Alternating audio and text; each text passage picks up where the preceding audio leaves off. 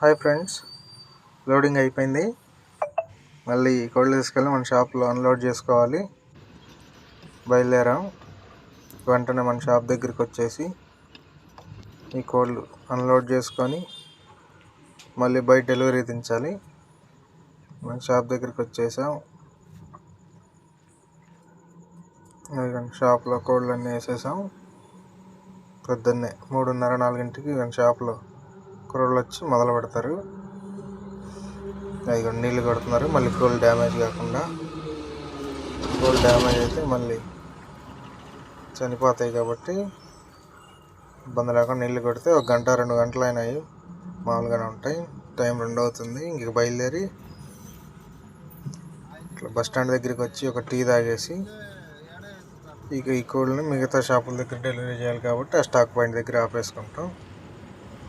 Bus స్టాండ్కి వచ్చాం. కాస్త ఒక టీ తాగేస్తే అయిపోతుంది.